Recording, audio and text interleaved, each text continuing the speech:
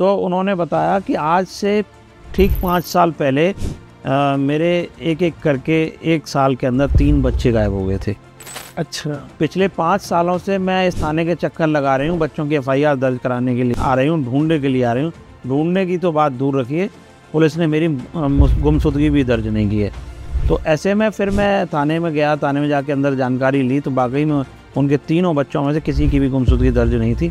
फिर मैंने पूरा मामला राष्ट्रीय मानवाधिकार आयोग में भेजा तो उन्होंने आगरा के SSP को नोटिस जारी किया, तब जाके FIR दर्ज हुई। तो इसमें नवयुवक और जो युवती हैं उनका ये कहना है कि लोगों की सोच खराब है। हम चाहे छोटे कपड़े पहने चाहे बड़े कपड़े पहने, लोगों की सोच खराब है। उनके माता पिता भी उनको सपोर्ट करते हैं कि तुम पहनो। ये गलत है। माँ बाप उनको सपोर्ट करते हैं, लेकिन वही माँ बाप बाद में रोते भी हैं, पछताते भी हैं। जब लड़कियों के साथ में गलत हो जाता है तो लड़कियां कहीं की नहीं रहती हैं। भारतवर्ष के लगभग सभी राज्यों से ऐसे बच्चों को मैंने रिकवर कराया। जो बच्चे अनाथालयों में रह रहे थे उन बच्चों के परिवारों को ढूंढा। ऐसे ऐसे बच्चों के परिवार भी तलाशे हैं जो कि 13-13 साल पहले, 10-10 साल पहले खो गए थे। उनको अपने माँ बाप के बारे में नहीं पता था, उनको माँ बाप का फोटो नहीं था, पहचान नहीं थी उनकी। तो ऐसे बच्चों के भी परिवारों को, माँ बाप को खोज कर मैंने इनको सुपुर्द किया है।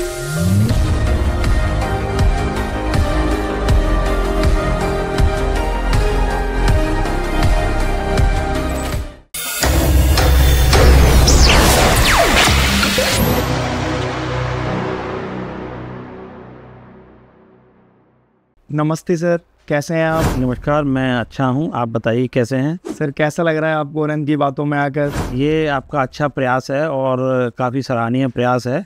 और ये जो आपका एक छोटा सा प्रयास आगे बन के एक बट वृक्ष के रूप में शामिल होगा और असीम संभावनाएं हैं इसमें। बिल्कुल सर, बहुत बहुत धन्यवाद आपके इन बहुत बहुत प्यारे शब्दों के लिए। तो सर आप सबसे पहले अपने बारे में बताइए। देखिए, मेरा नाम नरेश पारस है और मैं एक सोशल एक्टिविस्ट हूँ। बच्चों की सुरक्षा के मुद्दे पर मैं विशेष करके काम करता हूँ। अच्छा, तो सर आप जो बच्चों की सुरक्षा करते हैं, निःशुल्क करते हैं, ऐसा क्यों करते हैं? आप उनसे फीस क्यों नहीं लेते? कुछ एक अमाउंट सेट करिए जो आप उनसे ले सकें। देखिए, दरअसल में क्या है कि जो लोग मेरे पास में आते हैं वो एक ऐसा वर्ग है जो अपनी मदद खुद नहीं कर पाता है और उसके पास में मदद के बदले कुछ देने के लिए कुछ भी नहीं है। सिर्फ़ और सिर्फ जब किसी की मदद हो जाती है तो वो केवल दुआएं देते हैं। अब आप यूँ समझ के मान के चलिए कि जैसे आगरा का SN मेडिकल कॉलेज का इमरजेंसी डिपार्टमेंट, वहाँ पर जो मरीज़ आता है वो एकदम वेंटिलेटर पे आता है। जब सब जगह से मना कर दी जाती है, प्राइवेट हॉस्पिटल, डॉक्टर मना कर देते हैं कि अब हम इसमें कुछ नहीं कर सकते, आप इमरजेंसी ले जाइए। तो उसका चारों तरफ से वो ठग चुका होता है, उसके पास में कुछ बचता नहीं है। तब ऐसी कंडीशन में वहाँ पहुँचता है तो फिर उसका इलाज होता है। कई बार ऐसा होता है कि वो इलाज में बच जाता है तो कभी कभी मर भी जाता है।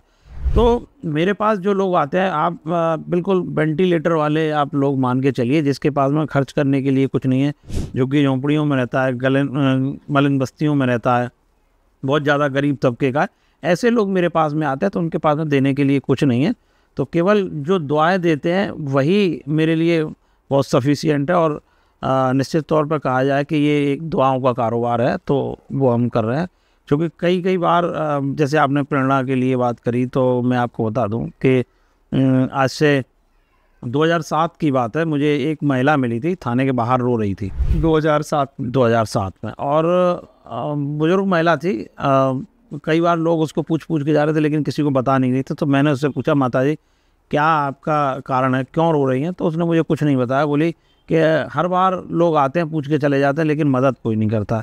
मैं शायद कुछ काम आ जाऊँ, बता दीजिए। तो उन्होंने बताया कि आज से ठीक 5 साल पहले मेरे एक एक करके 1 साल के अंदर 3 बच्चे गायब हो गए थे। अच्छा। पिछले 5 सालों से मैं इस थाने के चक्कर लगा रही हूँ, बच्चों की FIR दर्ज कराने के लिए आ रही हूँ, ढूंढने के लिए आ रही हूँ। ढूंढने की तो बात दूर रखिए, पुलिस ने मेरी गुमशुदगी भी दर्ज नहीं की है। तो ऐसे में फिर मैं थाने में गया, थाने में जाके अंदर जानकारी ली तो वाकई में उनके तीनों बच्चों में से किसी की भी गुमशुदगी दर्ज नहीं थी। फिर मैंने पूरा मामला राष्ट्रीय मानवाधिकार आयोग में भेजा तो उन्होंने आगरा के SSP को नोटिस जारी किया, तब जाके FIR दर्ज हुई। तो क्या उनके बच्चे मिल गए? फिर उसके बाद मैं उनको पब्लिक हियरिंग हुई, दिल्ली ले गया, लखनऊ ले गया, बहुत सारे कई ज़िलों में हम लोग भटके, पुलिस भी हमारे साथ में रही, लेकिन बच्चों का किसी का कोई अता पता नहीं चला। तो तब मुझे महसूस हुआ काश ये महिला मुझे अगर 5 साल पहले मिल जाती तो मैं इसकी मुकदमा दर्ज करा देता, तो हो सकता है 3 में से 1 आध बच्चा तो मिल जाता। तो तब लगा कि ऐसे लोगों की मदद के लिए आगे आना चाहिए और जिससे हम कुछ उनका कर पाएँ। तो तब से लापता बच्चों की खोज के लिए एक मुहिम मैंने शुरू कर दी और तब से ऐसे लोगों की मैं मदद कर रहा हूँ। अब तक मैं तमाम बच्चों को, खोए हुए बच्चों को रिकवर करा चुका हूँ। भारतवर्ष के लगभग सभी राज्यों से ऐसे बच्चों को मैंने रिकवर कराया। जो बच्चे अनाथालयों में रह रहे थे उन बच्चों के परिवारों को ढूंढा मैंने। ऐसे बच्चों के परिवार भी तलाशे हैं जो कि 13 साल पहले, 10 साल पहले खो गए थे। उनको अपने माँ बाप के बारे में नहीं पता था, उनको माँ बाप का फ़ोटो नहीं था, पहचान नहीं थी उनकी। तो ऐसे बच्चों के भी परिवारों को, माँ बाप को खोज कर मैंने उनको सुपुर्द किया है। अभी हाल ही में आपने कोटा से एक लड़की को रेस्क्यू किया है, वो पूरा मामला क्या है? वो मामला ये है कि एक महिला एक 15 साल की लड़की को बहला फुसला कर लेगी। बोली कि मैं, चूँकि उस परिवार की आर्थिक स्थिति ठीक नहीं थी, तो उन्होंने उसको जॉब का लालच दिया, बताया कि अच्छे पैसे मिलेंगे, मैं तुम्हें ले चलती हूँ। अब वो महिला उस लड़की को ले गई। हालांकि 15 साल की लड़की थी, लेकिन उसने उसके फर्जी दस्तावेज तैयार करके उसको 22 साल का दिखाया और यहीं सिकंदरा के एक होटल में 4 लोगों को कोटा से बुलाया। 3,70,000 रुपये में उस लड़की को बेच दिया गया। 3,70,000 में, जैसा टीवी और फिल्मों में दिखाते हैं, उस लड़की को बेच दिया? जी। अब वो उसको, लड़की को ले गए कोटा में ले जाने के बाद में घरेलू काम कराते रहे। घरेलू काम के बाद में फिर उस एक लड़के ने उससे शादी रचा ली। अच्छा। शादी रचा ली और उसने साफ कहा कि मैं तुझे 3,70,000 रुपये में ख़रीद के लाया हूँ, तो तुझे वो सब कुछ करना पड़ेगा जो मैं चाहता हूँ। जो मैं चाहता हूँ। तो उस लड़की के साथ में लगातार उसका यौन उत्पीड़न वो करते रहे, उसका शोषण करते रहे। तो एक दिन अचानक लड़की मौका पाते ही घर से भाग निकली और पुलिस के पास पहुंच गई। अब यहाँ पुलिस ने भी उसकी मदद कैसे की, लड़की को बिठा लिया, फिर उस आदमी को भी पकड़ा, उसके सामने, लड़की के सामने बिठाला और बोले कि देखो तुम इसका कुछ नहीं बिगाड़ पाओगी, इससे बढ़िया है तुम अपने घर चली जाओ। अच्छा, पुलिस ने ये कहा लड़की से कि तुम इस लड़के का कुछ बिगाड़ नहीं पाओगी, इसलिए तुम घर चली जाओ। अब उस लड़की को उन्होंने बालिका गृह में भेज दिया और लड़के को उन्होंने छोड़ दिया, कोई कार्रवाई नहीं की। तो ऐसे में वहाँ से फिर फ़ोन आया लड़की के पिता के पास में, पुलिस के पास में, आगरा पुलिस के पास में फ़ोन आया कि ऐसे ऐसे करके एक लड़की रेस्क्यू हुई है और आप आ जाइए। पुलिस पहुँची, माँ बाप पहुँचे, लेकिन उन्होंने लड़की नहीं थी। चाइल्ड वेलफेयर कमेटी ने कहा कि हम इसका मुकदमा दर्ज कराएंगे, फिर उसके बाद में लड़की को देंगे। बात आई गई हो गई, वापस आ गए। फिर उसके बाद में परिवार गया, नहीं दी उनको। फिर 3 बार जाने के बाद में लड़की नहीं दी, तो फिर मैं खुद गया। मैंने खुद जाके वहाँ चाइल्ड वेलफेयर कमेटी से बात की, मैंने कोर्ट में मैं गया, वहाँ के पुलिस में मैं गया, तो मैंने उन सबको समझाया। मैंने कि आप लड़की दे दीजिए, मुकदमा अगर आगरा में है तो उसमें आगरा में ऑलरेडी मुकदमा दर्ज है और हम इसको इन्वेस्टिगेशन वहाँ से कराएंगे। सही बात। तो उन्होंने मुझे 2 दिन का समय दिया, बोले कि हम एक बार और प्रयास करके देखते हैं। चाइल्ड वेलफेयर कमेटी ने पुलिस को और DLSA को लेटर देखा था, लेकिन हुआ क्या कि 2 दिन की उन्होंने मुझे कहा था, हफ्ता भर बीत गया, लेकिन लड़की उन्होंने नहीं दी। फिर जब कहीं से लड़की नहीं मिली तो फिर मैंने न्यायालय के लिए मैंने रुख किया। मैं उसमें हाई कोर्ट में एक रिट दायर करने वाला था। ऐसे में मैंने वहाँ पर चिट्ठी लिखी चाइल्ड वेलफेयर कमेटी को, अगर आपने इससे संबंधित कोई भी कार्रवाई की है तो आप मुझे बताइए, मैं एक रिट दायर करने जा रहा हूँ और आपके जो भी तथ्य हैं उनको मैं रिट में शामिल कर सकता। सही बात है। तो ऐसे में फिर उनमें हड़कंप मचा। उन्होंने फिर आगरा पुलिस को फ़ोन किया और फिर तत्काल पुलिस को बुलाकर लड़की उनको हैंडओवर कर दी। फिर लड़की को हम यहाँ पुलिस लेकर आई, फिर उसका मेडिकल कराया, कोर्ट में उसके बयान कराए। और दिलचस्प बात ये थी कि लड़की वहाँ उनके साथ में 84 दिन तक रही। इस बीच में उन्होंने लड़की का एज का मेडिकल नहीं कराया, लड़की के पास में एज का कोई भी दस्तावेज नहीं था। तो क्या पुलिस सही तरीके से काम करना चाहती नहीं है, या वो ये दिखाती है कि हम सही तरीके से काम कर रहे हैं? देखो, काम करने में और दिखाने में बड़ा अंतर है। अगर चूँकि लड़की को इन्होंने फुटबॉल बना दिया था, आगरा वाले कह रहे कोटा पुलिस काम करेगी, कोटा पुलिस कह रही है आगरा काम करेगी, लेकिन उसमें नुकसान तो लड़की का हुआ ना। लड़की अपने परिजनों से, परिवारों का हुआ। लड़की अपने परिवार से 2 महीने तक दूर रही, 84 दिन तक दूर रही, तो उसकी भरपाई कौन करेगा? उसकी भरपाई कौन करेगा? तो तब यहाँ बुला के मैंने सारा प्रोसेस पूरा कराया, तब जाके उस लड़की को उसके परिवार के मैंने हैंडओवर करवाया। और आप समझ लीजिए वो परिवार इतना गरीब है कि लड़की का पिता एक चाउमीन का ठेला लगाता है, और जब से लड़की गायब हुई थी 29 फरवरी से लड़की गायब हुई थी। 29 फरवरी से आज तक उसने दुकान नहीं लगाई, कोई काम नहीं हो पाया, और लड़की की खोज में वो दर दर भटक रहा था। कई बार कूटा गया, आगरा के अधिकारियों के चक्कर लगाए, तो पैसे के साथ साथ उसका समय भी बर्बाद हुआ। जो वो कुछ पैसे कमाता था वो भी नहीं कमा पाया। तो ऐसे में कुल मिला के उसका दोहन हुआ और लड़की को सफ़र करना पड़ा। अभी यहाँ पर न्याय की बात बहुत दूर है। जिन लोगों ने गलत किया था वो लोग सलाखों के पीछे होने चाहिए थे। लड़की के साथ में गलत हुआ है, उसको कंपनसेशन मिलना चाहिए, तो वो तो अभी बात बहुत दूर है, उसके लिए भी हम लड़ेंगे। लेकिन लड़की को रिकवर कराना बहुत बड़ा टास्क। ये बहुत बड़ी बात है, उन लोगों ने वहाँ से उसको रिलीज़ कर दिया जी। अभी जो बच्चे आए दिन गायब हो जाते हैं, लड़कियां, छोटे बच्चे और थोड़ी उम्र में ज़्यादा बड़े बच्चे, उनको कैसे ढूंढते हैं आप? क्योंकि जो माफिया कह सकते हैं, जैसे हम लोग मूवीज़ में दिखाते हैं, बच्चों को पकड़ के ले जाते हैं, उठा के ले जाते हैं, ऐसा तो हकीकत में हो भी रहा है। इवन जैसा अभी आपने बताया था, वो लड़की को कोटा में बेच दिया गया था 3,70,000 में। जो लड़के हाल ही में यहाँ से गायब हो रहे हैं, लड़के लड़कियाँ बच्चे, उनको कैसे आप रिकवर करने में मदद कर पा रहे हैं? देखिए, इसमें होता क्या है कि जैसा कि फ़िल्मों में जो दिखाया जाता है, ऐसे ही हमारे साथ में बहुत सारी रियल स्टोरी हैं जिन पर हमने काम किया है, इन बच्चों से बातचीत की है, उन बच्चों को रिकवर कराया है। वहाँ पर ऐसी ऐसी कहानियाँ हैं कि रूह कांप जाती है देखकर।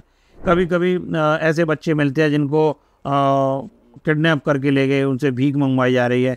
उनके एक बच्चा तो मैंने ऐसा देखा था, 12 साल का बच्चा था, एक ट्रेन से बच्चे को रेस्क्यू कराया था, तो उसको भीख मांगने के लिए इतना विवश किया जाता था, जब वो नहीं मांगता था तो उसके हाथ जला दिए थे, दोनों हाथ जले हुए थे उसके। अब मांग भीख जावे, तो उससे भीख मंगवाते थे। तो ये जो बच्चे मिसिंग होते हैं, तो ये बच्चे कहीं ना कहीं गैंग के शिकार बनते हैं। वो इनसे भीख मंगवाते हैं, लड़कियों से देह व्यापार कराते हैं। तो कुल मिला के इन जो कुकृत्य हैं उनमें ये लोग धकेल देते हैं। इनको रिकवर कराने के लिए बहुत खासी मशक्क़त हम लोगों को करनी पड़ती है। घरों में मेड के नाम पर लड़कियों को बेच देते हैं, तो ये बहुत बड़ा मुश्किल का काम है। कई बार हमने रेड लाइट एरिया से लड़कियों को निकलवाया है। कई बार हमने ऐसे बच्चों को बाल मजदूरी करते हुए निकाला, शराब की फैक्ट्री में से बच्चों को निकाला है। तो ये बहुत चुनौतियां आती हैं इसके सामने। पहले तो इसीलिए हम जो बच्चे मिसिंग हो जाते हैं तो पुलिस के साथ मिलकर हम एक डेटा लेते हैं कि वो बच्चा कहाँ है, उनका क्रॉस वेरीफाई करते हैं, उनके माँ बाप से मिलते हैं, कोई क्लू मिल जाए तो उसको हम करवाते हैं। कोई एक भयंकर प्रभावित करने वाली एक कहानी बताइए छोटी सी, जो आपने अपने सामने उसको रेस्क्यू या उसकी हेल्प करके उसको सेव किया हो। कमला नगर के पास में एक लड़की रहती थी, रामबाग के आसपास, और लड़की की 12-13 साल की उम्र थी। तो उसको परिवार गरीब था और कुछ लोग वहाँ से उस लड़की को बेला फुसला कर ले आए और भगवान टाकीज के आसपास उससे वो भीख मंगवाते थे। भीख मंगवाने के बाद में फिर उस लड़की को वो रामबाग ले गए, रामबाग से सिकंदरा ले गए, सिकंदरा से हरी पर्वत ले गए, और फिर हरी पर्वत पर उससे भीख मंगवाते जाने लगे। फिर धीरे धीरे करके वो गैंग के संपर्क में आई और उसको लड़की को दिल्ली में ले जाके बेच दिया। दिल्ली में रेड लाइट एरिया में उसे बेच दिया और दिल्ली में फिर उससे देह व्यापार कराया जाता था। उस लड़की को वहाँ से दिल्ली से हमने रेस्क्यू कराया। रेस्क्यू कराने के बाद में आगरा लेके आए हम। 7 लोगों के खिलाफ FIR दर्ज कराई, 7 लोग जेल भी गए उसमें से, और फिर बच्ची को हमने यहाँ पर रिहेबिलिटेट किया और आज वो अपने परिवार के साथ में रह रही है। लेकिन कहानी यही है कि ऐसी बच्चियाँ को कैसे बरगला के वो ले जाते हैं और फिर इन देह व्यापार मंडी के दलालों को बेच देते हैं। तो ये इस तरह की कहानी है। एक बच्चे को मैंने कोलकाता से रेस्क्यू कराया था। यहाँ से ले जाने के बाद में उस बच्चे को कोलकाता ले जाके बेच दिया। कोलकाता में किसी को मिल गया तो उन्होंने सेल्ट्रोम में रखवा दिया। अब वो बच्चा वहाँ कोलकाता की भाषा सीख गया, अब वो वहाँ यहाँ की हिंदी भाषा भूल गया। तो अब जब उससे हम बात करते थे, फ़ोन पर बात करते, तो लैंग्वेज ही नहीं समझ पा रहे हैं। तो अब आप समझ लीजिए कलकत्ता की कितनी दूरी है। वहाँ गए, हावड़ा में उस बच्चे से बातचीत की, वहाँ पुलिस से हमने बात की, पुलिस भी हिंदी नहीं समझ रही थी। तो जो लैंग्वेज प्रॉब्लम है वो बहुत हमें नुकसान देती है। फिर किसी तरह से वो मुश्किल समझा बुझा के हम लोग लेके आए। तो ये ऐसी कहानियों की एक लंबी फेहरिस्त है जिस पर अगर हम चर्चा करेंगे तो सुबह से शाम तक हो जाएगा, लेकिन कहानियाँ ख़त्म नहीं होंगी। लेकिन ये ज़रूर है कि ये एक बहुत बड़ा नेटवर्क है जो बच्चों को टारगेट किए हुए है और ऐसे बच्चों का बचपन छीन रहे हैं। वो इनको ले जाके उनको धंधे में बेच रहे हैं। अच्छा सर, तो अभी इसको भविष्य में कैसे ख़त्म किया जा सकता है? देखिए, ख़त्म तो नहीं किया जा सकता। इसमें आपने अगर विज्ञापन देखे हों तो अक्सर करके आता है जानकारी ही बचाव है। तो उसमें जागरूक होने की आवश्यकता है। बच्चे जागरूक रहें। कोई अगर उनको बरगला रहा है तो किसी की बातों में ना आए, सिर्फ़ और सिर्फ अपने परिवार की बात माने। क्योंकि जिसे आप देख रहे हैं, जो आप पर भरोसा जता रहा है, हो सकता है कि वो भरोसा करने का नाटक कर रहा है, वो आपका सगा नहीं हो सकता। सगा सिर्फ़ और सिर्फ आपके माँ बाप हो सकते हैं। बाकी किसी पर भी भरोसा न करें। अगर वो अकेले में बुला रहा है तो बिल्कुल न जाए। अपने घर के मोबाइल नंबर, एड्रेस सबको कंठस्थ याद होने चाहिए। किसी भी विषम परिस्थितियों में पुलिस को फ़ोन करें, 112 को फ़ोन करें और अपने परिवार के नंबरों को फ़ोन करें, लेकिन किसी की बातों में ना आए तो आप इनसे बच सकते हैं।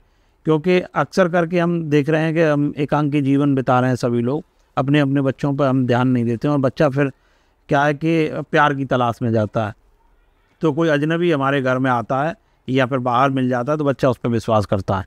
विश्वास, बस यही विश्वास उसको ले डूबता है और वो विश्वास करके बच्चों को एक गलत जगह पर ढकेल देते हैं और कई बार वो देह व्यापार और वो कर देता है। कभी कभी बच्चों की हत्याएं तक कर दी जाती हैं, फिरौती भी कर ली जाते हैं। तो इन चीज़ों से हमें सावधान रहना चाहिए। परिवार के बड़े लोगों को भी सावधान रहे, अपने बच्चों पर नज़र रखें, उन बच्चे की गतिविधियों पर नज़र रखें। हमारा बच्चा किससे मिल रहा है, क्या कर रहा है, उसके फ़ोन कॉल भी चेक करते रहें, फ़ोन पे हमारा बच्चा क्या देख रहा है। हम लोगों को जागरूक होने की आवश्यकता है, सतर्क होने की आवश्यकता है। अपने बच्चों पर ध्यान रखें, क्योंकि हमारा बच्चा जो है हमसे ज़्यादा बेहतर किसी को नहीं जानता। अगर कोई अजनबी उस पर आगे डोरे डाल रहा है तो हमें सतर्क रहना चाहिए। अभी आपने जैसे अभी बात की रेप और शोषण के बारे में, तो इसमें नवयुवक और जो युवती हैं उनका ये कहना है कि लोगों की सोच खराब है। हम चाहे छोटे कपड़े पहने चाहे बड़े कपड़े पहने, लोगों की सोच खराब है।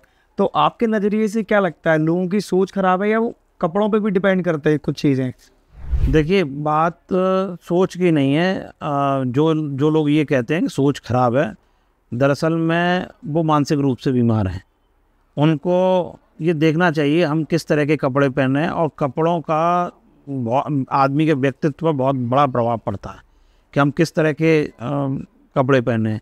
मार्केट में कोई अगर आधे कपड़ों से महिला या लड़की जा रही है तो निश्चित तौर पर पुरुष उसकी तरफ देखेंगे, सभी लोग देखेंगे उसकी तरफ।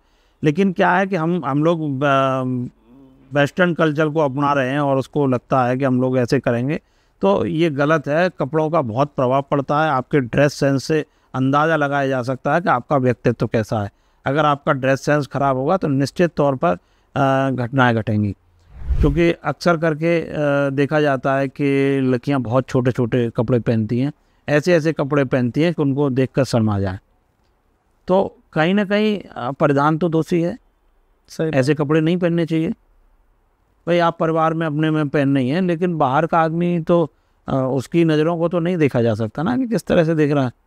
उनके माता पिता भी उनको सपोर्ट करते हैं कि तुम पहनो, तुम इसी में अच्छी लग रही हो और ऐसा करो वैसा करो। ये गलत है। माँ बाप उनको सपोर्ट करते हैं, लेकिन वही माँ बाप बाद में रोते भी हैं, पछताते भी हैं। जब लड़कियों के साथ में गलत हो जाता है तो लड़कियां कहीं की नहीं रहती हैं। हमने बहुत सारी लड़कियों को ऐसे देखा है, उनके साथ में गलत हो जाता है और फिर नया कल्चर, गर्लफ्रेंड बॉयफ्रेंड वाला, तो लोग तो इसको बढ़ावा देते हैं। मैंने अभी एक लड़की से पिछले 2-3 महीने से मैं एक लड़की के संपर्क में हूँ। वो लड़की किसी लड़के से प्रेम करती थी और कुछ दूसरे जाति धर्म का लड़का था वो, और उस लड़की ने अपने शादी के लिए परिवार में बात की तो उन्होंने, परिवार वालों ने मना की। उसकी बड़ी बहन की शादी थी और बोला कि तेरी बड़ी बहन की हम शादी कर दें, फिर उसके बाद में हम लोग सोचेंगे। लेकिन उस लड़की ने ऐसा नहीं किया। जो बड़ी बहन के लिए शादी के लिए जो ज्वेलरी घर में लेके आए थे, जो पैसा इकट्ठा करके रखा था, वो ज्वेलरी ले गई, पैसा ले गई और अपने बॉयफ्रेंड के साथ में चली गई। फिर उसने वहाँ शादी की, 7-8 महीने तक साथ में रहे। उन्होंने जो पैसा था वो पूरा खर्च हो गया। जब पैसा खर्च हो गया तो उसी लड़के ने उस लड़की को दरकिनार कर दिया, उसके साथ में मारपीट करने लगा, यातनाएं देने लगा और घर से निकाल दिया। आज वो लड़की अकेली है, फुटपाथ पर है, उसकी कोई मदद करने वाला नहीं है। अब परिवार में भी उसकी वापसी नहीं हो सकती है, क्योंकि वो घर का अपमान करके जा चुकी है, वो घर के जेवर लेके जा चुकी है। जिस बड़ी बहन की शादी होनी थी पैसे के अभाव में, उस बड़ी बहन की भी शादी नहीं हुई। तो ऐसे में परिवार ने भी उसे नहीं अपनाया। अब वो लड़का भी उसे अपना नहीं रहा है, वो लड़का अपनी ज़मीन जायदाद बेच के बाहर भाग गया। तो अब उस लड़की का भविष्य क्या है? उसको तो लकीर पीटना है ना। लड़कियों को अब के पैटर्न में बताते हैं कि आप बात करो, इतनी जल्दी किसी पे विश्वास मत करो। तो वो क्या बारीकियाँ हैं तो एक लड़की को अपने हिसाब से माइंड में रखनी चाहिए कि अगर हम किसी लड़के से बात कर रहे हैं या उसके संग में अपना रिश्ता जोड़ रहे हैं? क्योंकि जैसा आपने बताया, लड़की घर से भाग गई, जेवर भी ले गई, पैसे भी ले गई, अब वो कहीं की नहीं रही है। तो अब की लड़कियों को आप क्या सीख देना चाहेंगे? देखिए, सबसे पहले तो ये है कि किसी लड़के से आप संपर्क में आ रहे हैं तो पहले उसकी भावनाओं को समझिए। वो किस तरह का व्यक्ति है, आपके परिवार का व्यक्ति है कि अनजान व्यक्ति है, उसकी आपके प्रति क्या सोच है। एक दो मुलाकातों में पता लग जाती है। और आजकल होता क्या है कि लड़के इसी तरह से नज़दीकियाँ बढ़ाते हैं, फिर जैसे ही आप नज़दीक आएंगे तो वो फिर गलत काम करने का प्रयास करेंगे, फिर आपके साथ में फ़ोटो वीडियो बनाएंगे और फिर ब्लैकमेल करेंगे। ब्लैकमेल के बाद में फिर वहाँ से कहानी शुरू होती है। फिर लड़की इस तरह से उसमें उलझ जाती है कि वो चाह कर भी नहीं निकल पाती है। तो सबसे पहले लड़की की मंशा पर विशेष ध्यान रखें, उनसे अकेले में न मिलें। अगर और उस चीज़ को अपने परिवार में ज़रूर शेयर करें कि हमें वो लड़का मिला था और ऐसे ऐसे कर रहा है। और उस लड़के के सामने भी परिवार से बात करें, तब उसे पता लगेगा कि हाँ, ये परिवार में अपने में बात बता रही है। तो उसको वो गलत करने से पहले रुकेगा गलत करने? बिल्कुल रुकेगा। अभी रिसेंटली पिछले 1 हफ्ते पहले ही मैंने एक लड़की को रेस्क्यू कराया है। ऐसे ही प्रेम जाल में वो लड़की फंस गई थी और उसको लड़का ले गया था गाज़ियाबाद में, उसे शादी करा ली। शादी करने के बाद में उसको उस लड़की ने भी उसके साथ में गलत किया था, प्यार में फंसाया था, उसके फ़ोटो वीडियो खींचे, फिर उसको ब्लैकमेल किया। ब्लैकमेल करने के बाद में शादी की। शादी करने के बाद में भी उसका शोषण करता था लड़का। तो उसको मैंने हाई कोर्ट में रिट दायर की थी और उसको उसने हाई कोर्ट ने 5 मई को लड़की को हाजिर करने के आदेश दिए थे पुलिस को। लेकिन हाई कोर्ट के आदेश से 4 दिन बाद ही पुलिस एक्टिव हुई और उस लड़की को हाजिर करा दिया और परिवार के हैंडओवर कर दिया। लेकिन लड़की का तो सब कुछ लुट चुका है, अब उसके पास में कुछ नहीं बचा है। तो जब सब कुछ लुट गया तब जाकर हम करें तो फिर ये ठीक नहीं है। तो उससे पहले ही आप लोग समझ जाइए, किसी भी अजनबी व्यक्ति पर, लड़के पर, किसी पर ही भरोसा न करें। जो भी बात करनी है परिवार के साथ में बात कीजिए। अगर लड़कियां हैं, चूँकि माँ के साथ में ज़्यादा खुली होती हैं, घुली मिली होती हैं, तो आप अपनी माँ को बताइए उसके बारे में, कैसा लड़का है, उसके हाव भाव क्या है, वो आपसे क्या चाहता है, क्यों दोस्ती करना चाहता है। तो अगर आप इन चीज़ों को परिवार में शेयर करेंगी तो हो सकता है आप गलत हाथों में जाने से बच जाएं। आपकी जान नहीं बच सकती है। ठीक है, एक आखिरी पड़ाव ये है, लड़कियों के पक्ष में ही सारे कानून हैं। अभी हाल ही में जब लड़कों के संग में घटना घटी थी, किसी को बोरे में बंद करके फेंका था, किसी को ड्रम में काट कर फेंका था, किसी को फ्रिज में रखा था, तो कुछ कानून लड़कों के पक्ष में क्यों नहीं है? देखिए, ये जो आप कह रहे हैं कि कानून पक्ष में नहीं है, यहाँ मैं आपको स्पष्ट कर दूँ कि कानून कभी भी असमानता नहीं देखता, कोई लिंग भेदभाव नहीं करता उसमें। अगर मान लो किसी की हत्या हुई है, चाहे वो लड़का है, लड़की है, बुजुर्ग है, कोई भी है, एक धारा होगी उसमें। अगर किसी के साथ में किडनैपिंग हुई है, एक धारा होगी। चोरी हुई है, एक धारा होगी।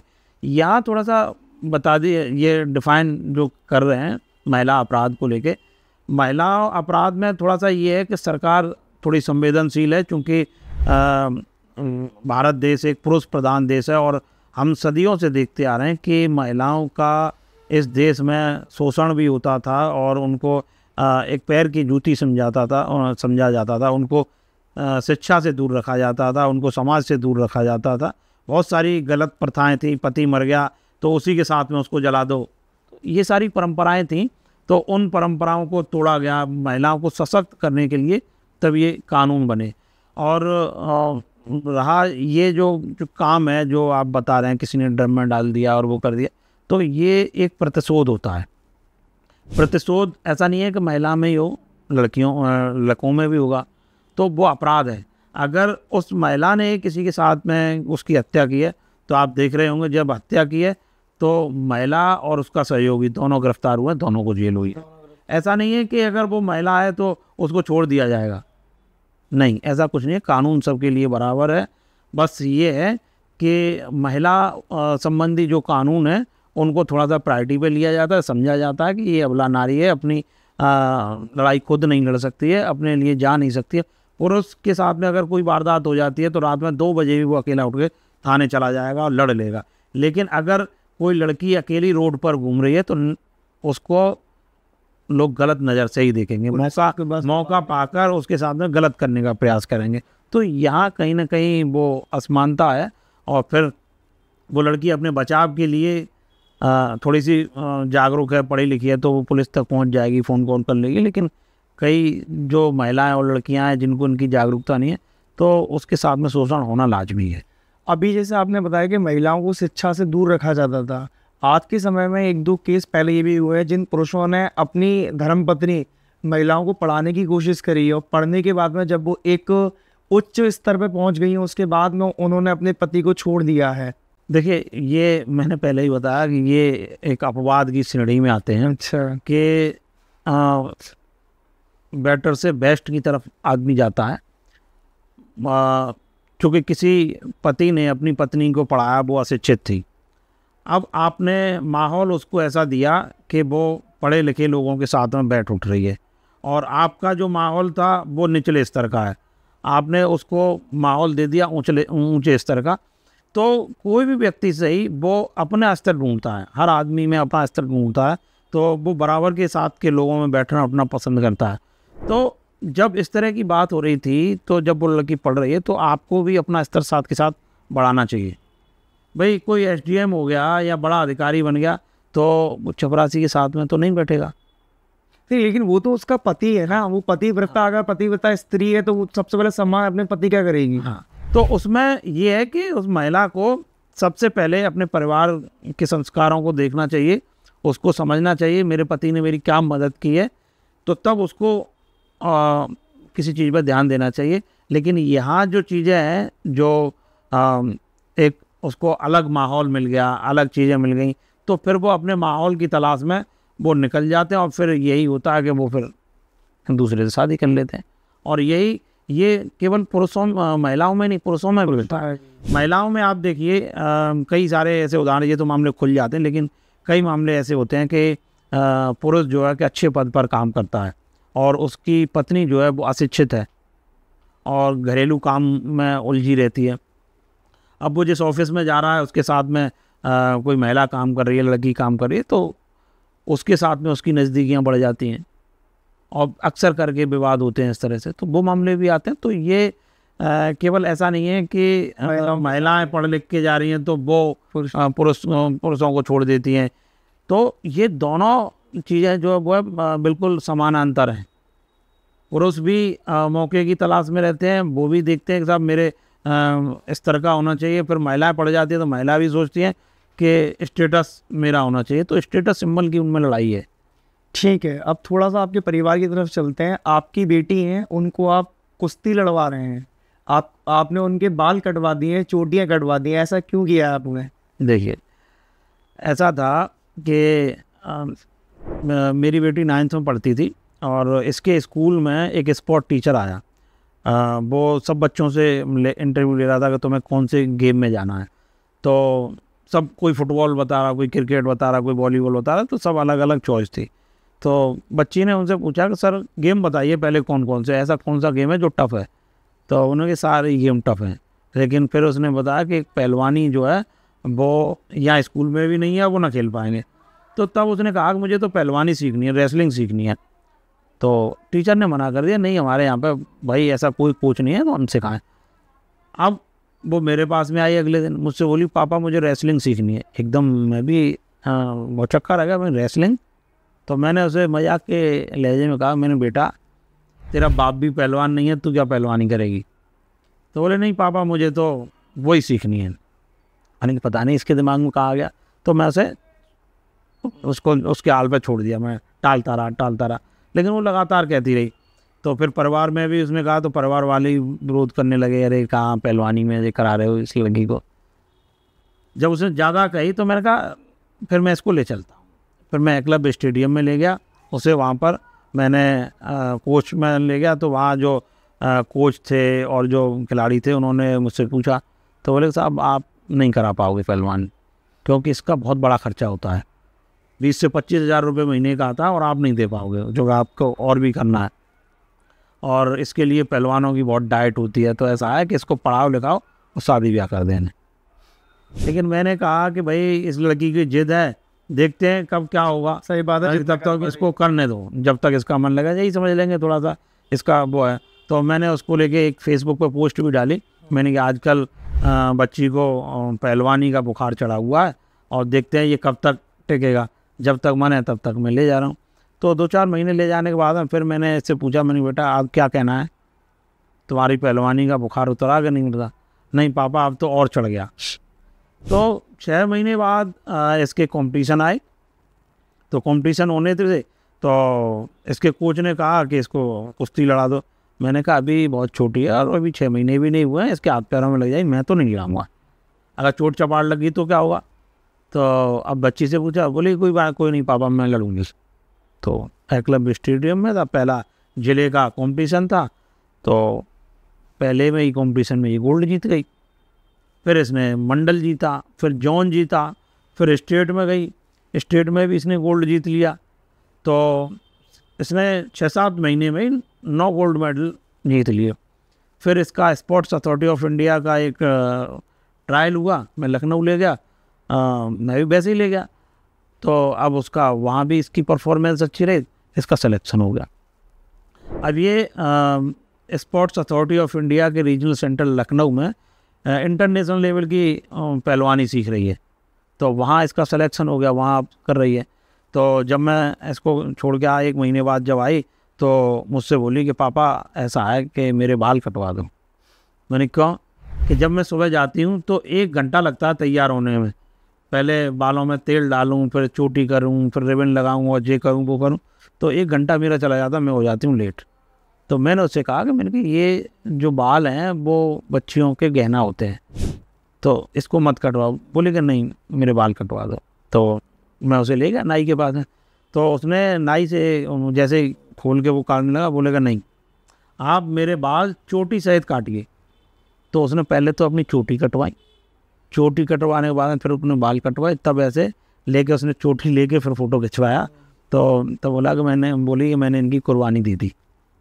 तो ये उसका शौक़ था, मैंने उसके लिए जो उसका शौक़ था उसको मैंने आगे बढ़ाया, उसको सही लिया, तो अब वो सही दिशा में है।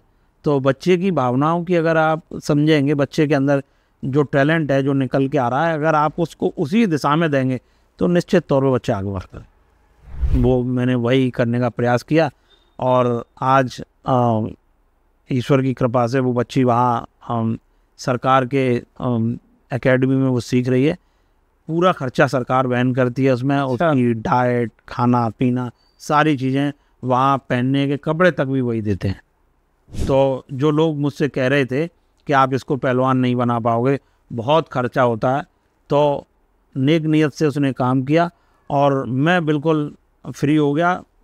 जो वहाँ जितना अच्छा खाती है, जितना अच्छी तरीके से अपनी प्रैक्टिस कर रही है, शायद मैं 50,000 रुपये महीने भी खर्च करूँ तब तो अभी नहीं दे पाऊँ। तो ये सरकार का एक बहुत अच्छा प्रयास है।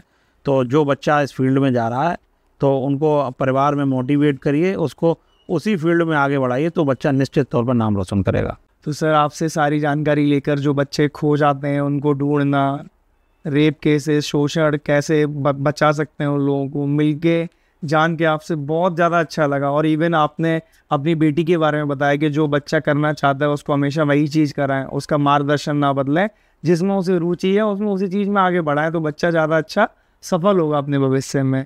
तो सर मिलते हैं वापस से एक नए एपिसोड में आपके साथ, जब तक के लिए विदा लेते हैं आपसे। नमस्ते। जी नमस्कार।